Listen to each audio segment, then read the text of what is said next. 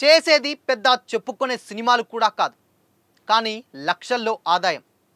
ఇంత చిన్న సెలబ్రిటీలకి ఇన్ని లక్షల్లో ఎలా ఆదాయం వస్తుంది?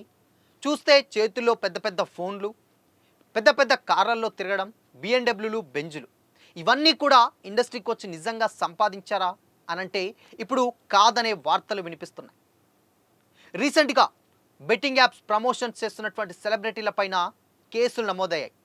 ఆ విచారణలో కొన్ని ఆసక్తికరమైనటువంటి విషయాలు బయటకొచ్చాయి. అవేంటో తెలుసుకుందాం.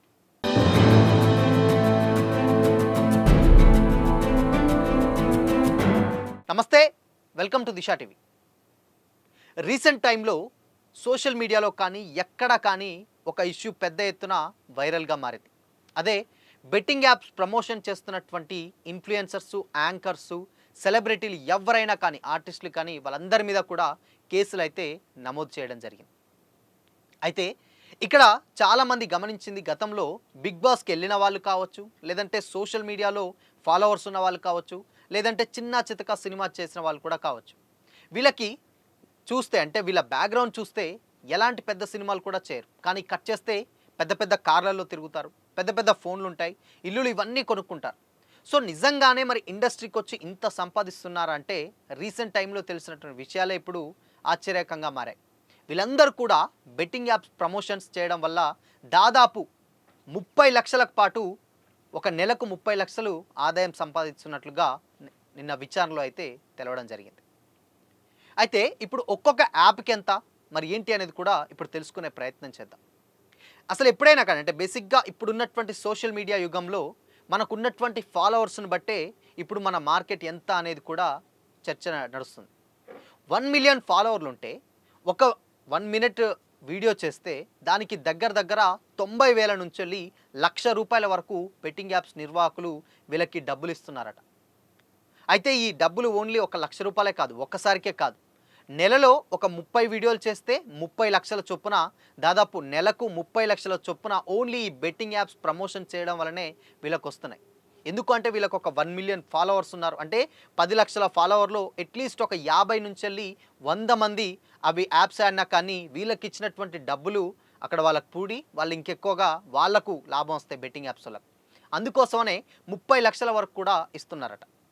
అయితే ఇప్పుడు రీసెంట్గా అంటే బ్యాంకాక్ పిల్ల అని ఒక ఇన్ఫ్లుయెన్సర్ ఉంటుంది, ఆవిడ్ని కూడా దాదాపు 70 లక్షలు ఇస్తామని కూడా ఆఫర్ చేశారట. ఆవిడ్ని నిన్న ఫోన్ చేసి పోలీసులు విచారణ అంటే నార్మల్గా విచారణ కాకుండా కానీ ఏంటి అసలు ఏంటి అని తెలుసుకుంటే నాకు ఒక ఫోన్ వచ్చింది, దాంట్లో ఒక యాప్ని ప్రమోట్ చేస్తే దాదాపు 70 లక్షల రూపాయలు ఇస్తామన్నారు అని కూడా అన్నది. ఆవిడ అదే వచ్చినటువంటి కాల్ని వీడియో రూపంలో తీసి యూట్యూబ్లో అప్లోడ్ చేసింది. అది ఇప్పటికీ ఉంది, చూస్తే అర్థమవుతుంది. అయితే గతంలో ఇప్పుడు ఈ బెట్టింగ్ యాప్స్ ఎవరైతే ప్రమోట్ చేస్తున్నారో వాళ్ళందరినీ కూడా కదిలించింది నా అన్వేషణ చెప్పాలి. అయితే అన్వేషకు కూడా నేను ఈ బెట్టింగ్ యాప్స్ ప్రమోషన్ చేస్తే దాదాపు ₹1,00,00,000 ఇస్తా అన్నారు, అయినా కానీ నేను చేయలేదు, దాని ఏంటి అసలు దాని బ్యాక్గ్రౌండ్ తెలుసు కాబట్టి నేను చేయను అని చెప్పేసి ఆయన చెప్పడం జరిగింది. అయితే ఇప్పుడు ఈ బెట్టింగ్ యాప్స్ ప్రమోషన్ చేసేటువంటి వాళ్ళు కూడా ఫాలోవర్స్ ఒక 1 మిలియన్ ఫాలోవర్స్ ఉంటే నెలకు 30 లక్షలు, లేదంటే 5 lakhs ఉంటే ఒక అమౌంట్. సో ఇలా ఎంతమంది ఫాలోవర్స్ ఉంటే అంతమందికి అలా వాళ్ళు డబ్బులు అయితే ఆఫర్ చేస్తున్నట్లయితే తెలుస్తుంది. అండ్ ఇంకోటి ఏంటంటే దాదాపు సోషల్ మీడియాలో ఒక 5,000 మంది ఫాలోవర్స్ ఉన్నా కానీ నెలకు ₹20,000 ఇస్తారట వాళ్ళు. అంటే 5,000 మంది అంటే చాలా కామన్. 5,000 బేసిక్గా ఎలాంటి ఒక రీలో ఏదైనా వైరల్ అయినా కానీ 5,000 మంది ఈజీగా వచ్చేస్తారు ఫాలోవర్స్. 5,000 మంది ఒకళ్ళ ఫాలోవర్స్ ఉన్నా కానీ ఆ యాప్ ప్రమోట్ చేయడం వల్ల 20,000 ఇస్తారట నెలకి. అంటే ఒక 5 నుంచి 10 వీడియోలు వాళ్ళ ద్వారా చేయించుకొని వాళ్ళకు ఒక ₹20,000 ఇస్తారు. ఇవాళ రేపు నార్మల్ ఒక జాబ్ చేస్తే అప్కమింగ్ ఫ్రెషర్స్ ఎవరికైతే ఉంటారో వాళ్ళకి 20,000 నెలంతా కష్టపడి ఇక్కడ డబ్బులు వస్తున్నాయి. సో ఇక్కడ వీళ్ళు ఏం చేయకుండా జస్ట్ ఒక 1 మినిట్ వీడియో పెట్టేస్తే ఆ 20,000 కూడా ఇచ్చేస్తున్నారు. సో ఇలా ఈజీ మనీకి అలవాటు పడి ఇప్పుడు పలు సెలబ్రిటీల మీద కూడా కేసులు అయితే అవ్వడం జరిగింది. దాంట్లో రానా ఉన్నారు, దగ్గుపాటి, అదేవిధంగా విజయ్ దేవరకొండ ఉన్నారు, మంచు లక్ష్మి ఉన్నారు, ప్రకాష్ రాజ్ ఉన్నారు, ప్రణీత ఉన్నారు, హీరోయిన్ నిధి అగర్వాల్ ఉన్నారు, వీళ్ళందరూ ఉన్నారు. ఒక్కసారి వీళ్ళు ప్రమోట్ చేసేటువంటి యాప్స్ చూసుకుంటే ప్రకాష్ రాజ్ అండ్ రానా వచ్చేసి జంగిల్ రమ్య అని ఒక యాప్ని ప్రమోట్ చేస్తున్నారట. ఇక విజయ్ దేవరకొండ వచ్చేసి A23 అని ఒక యాప్ ఉంటుంది, దాన్ని ప్రమోట్ చేశారు. ఇకపోతే మంచు లక్ష్మి యోలో 247 అని ఒక యాప్ ఉంటుంది, అది ఆవిడ ప్రమోట్ చేయడం జరిగింది. ఇకపోతే ప్రణీత ఫేర్ ప్లే అనే ఒక యాప్ని ప్రమోట్ చేయడం జరిగింది. ఇకపోతే నిధి అగర్వాల్ వచ్చేసి జీట్విన్ అనే ఒక యాప్ని ప్రమోట్ చేయడం జరిగింది. సో వీళ్ళందరూ కూడా ఇప్పుడు వీళ్ళు ఎవరైతే సెలబ్రిటీస్ ఉన్నారో వీళ్ళ మీద కూడా కేసులు అవ్వడం జరిగింది. చిన్న చితక యాంకర్లు కాదు, పెద్ద మొత్తంలో ఉన్నటువంటి సెలబ్రిటీలు ఎవరైతే ఉన్నారో వాళ్ళ మీద కూడా కేసులు అయితే అవ్వడం జరిగింది.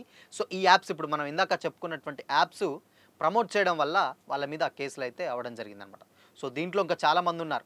యాంకర్స్ టీవీ ఇండస్ట్రీకి సంబంధించినటువంటి శ్రీముఖి ఉన్నారు, అదేవిధంగా వర్షిణి ఉన్నారు, అదేవిధంగా శోభా శెట్టి ఉన్నారు, నైని పావని, అదేవిధంగా వసంత్ కృష్ణ ఉన్నారు, టేస్టీ తేజ ఉన్నారు. ఇలా ప్రతి ఒక్కరు, శ్యామల ఉన్నారు. ఇలా చాలామంది దాదాపు ఒక 30-40 మంది మొత్తానికి ఈ బెట్టింగ్ యాప్స్ ప్రమోట్ చేసేటువంటి ఇన్ఫ్లుయెన్సర్స్, యాంకర్స్ అందరి మీద కూడా కేసులు అయితే నిన్న నమోదు చేయడం జరిగింది. పంజాగుట్ట పోలీస్ స్టేషన్లో కూడా వీళ్ళని విచారిస్తే వాళ్ళు దాదాపు అంటే వాళ్ళు నిన్న ఆల్రెడీ ఒప్పుకున్నారు. ఒక నిమిషం వీడియో చేస్తే ఒక ₹1,00,000 ఇస్తారు. అది మొత్తం నెలలో ఒక 30 వీడియోలు చేయాలి వాళ్ళకి. 30 వీడియోలు చేస్తే ₹30,00,000 ఇస్తారు. సో ఈ డబ్బులే వాళ్ళు మనకు ఏంటంటే సోషల్ మీడియాలో అక్కడ కనిపించినా కానీ ఇంత పెద్ద రిచ్ లైఫ్ అనుభవిస్తున్నారా, అసలు ఎంత సంపాదిస్తున్నారా అనుకుంటుంటారు. సో వీళ్ళు ఈ బెట్టింగ్ యాప్స్ ప్రమోట్ చేయడం ద్వారా అంటే వీళ్ళు చేసే పని ఎంతో కొంత డబ్బులు వస్తుంది, ఇవి ప్రమోట్ చేయడం ఇంకెక్కువ డబ్బులు ఇక్కడి నుంచే అయితే వీళ్ళకు రావడం జరిగిందనమాట. సో దీని మీద సే నో టు డ్రగ్స్ అనేది గతంలోనే ఎప్పుడైతే డ్రగ్స్ రహిత మన హైదరాబాద్ చూడాలి అని అన్నారో, సో ఇప్పుడు వీసీ సజ్జనార్ గారు కూడా so say no to betting apps promotions అని కూడా ఒక నినాదాన్ని అయితే ఆయన తీసుకురావడం జరుగుతుంది. సో మరి ప్రజెంట్ అందరి మీద అయితే కేసులు అయితే నమోదు చేయడం జరిగింది.